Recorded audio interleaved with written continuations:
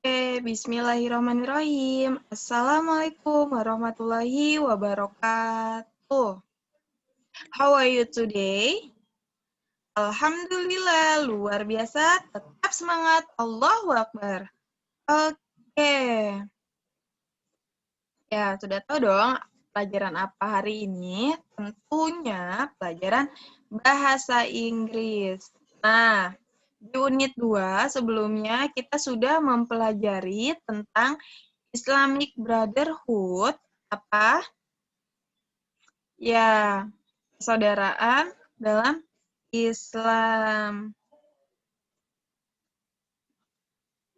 Nah, persaudaraan dalam Islam. Nah, di halaman 16 itu ada teks hadis Nabi yang menerangkan tentang kewajiban sesama muslim terhadap muslim lainnya, yang ada 5 itu. Kemudian di halaman 19 itu ada hadis Nabi, conversation, percakapan antara Sami dan Rafi, yang mereka bercakap tentang all believers are like a building, bahwa seluruh orang yang beriman itu bagaikan sebuah bangunan yang mana saling mempengaruhi satu sama lain.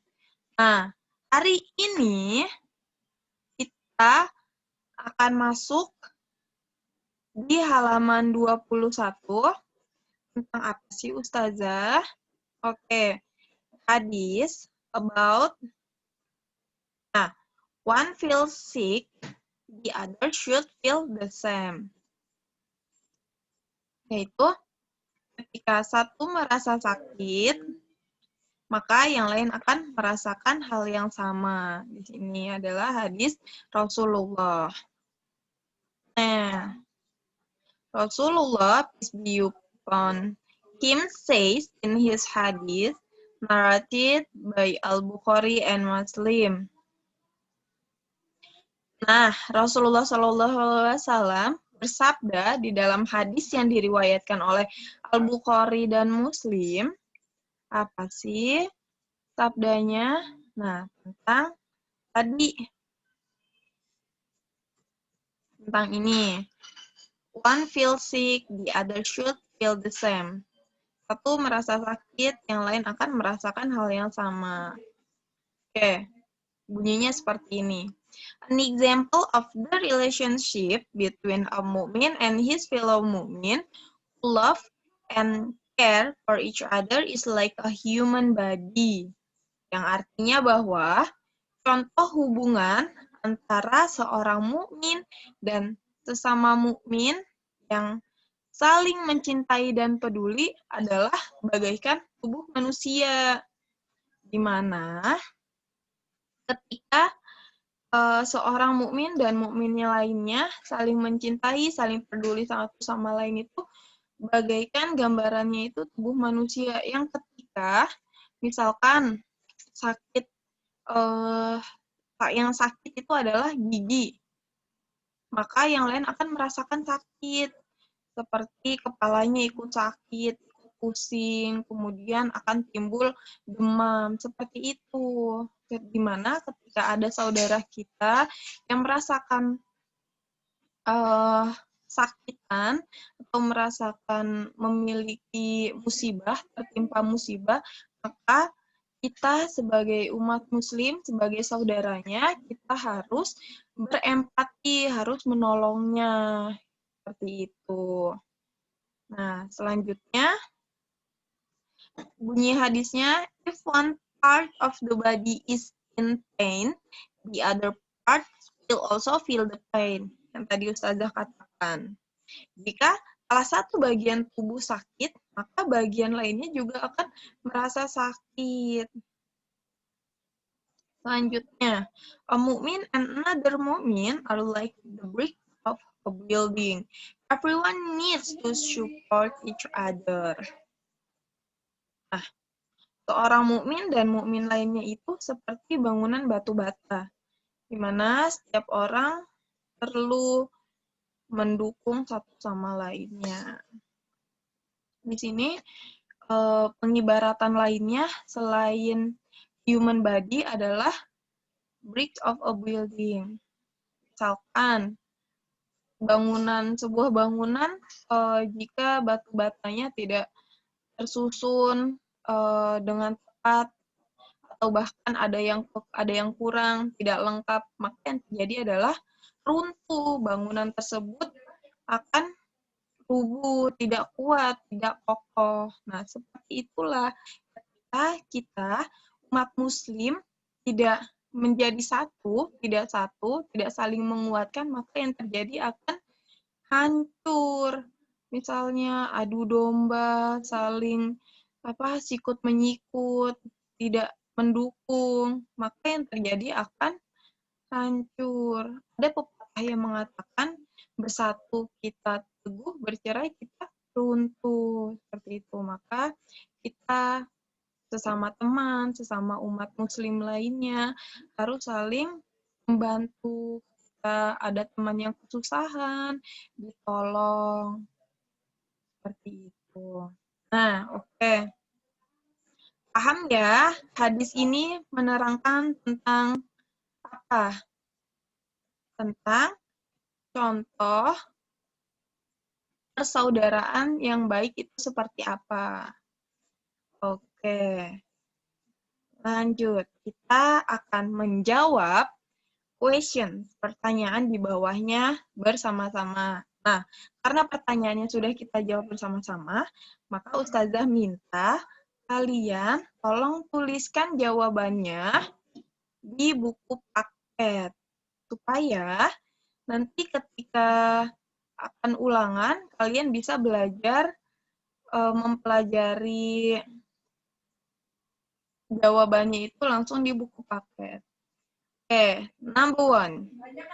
What is it like between a mu'min and his fellow mu'min? Artinya, seperti apa antara orang yang beriman dan orang yang beriman lainnya? Bagaikan apa perumpamaannya? Tadi sudah kita bahas. Oke, jawabannya, a mu'min and another mu'min are like the bricks of building. Artinya, orang yang beriman dengan orang yang beriman lainnya seperti bangunan batu bata yang tadi Ustazah katakan. Kita harus bersatu. Terus, nomor 2. Number 2, is it allowed to hurt other mu'min's feelings? Why? Katanya. Apakah diperbolehkan untuk menyakiti perasaan orang yang beriman lainnya? Jika boleh, kenapa? Jika tidak boleh, kenapa? Oke, the answer is, jawabannya adalah, no, it's not allowed to hurt other mu'min because it's like a human body. If one part of the body is in pain, the other part will also feel the pain. Nah, artinya tidak boleh menyakiti para mukmin lainnya atau orang mukmin lainnya karena ini bagaikan tubuh manusia. Jika satu bagian tubuh terasa sakit, maka bagian yang lainnya juga akan merasakan sakit. Number 3. How much do we love our mu'min brothers and sisters? Seberapa besar kita mencintai saudara dan saudari mukmin yang seiman dengan kita? Of course, jawabannya, we love our mu'min brothers and sisters very much. Yang artinya, kami sangat mencintai saudara-saudari muslim kami. Sangat besar. Kami sangat besar mencintai saudara dan saudari muslim kami. Number 4.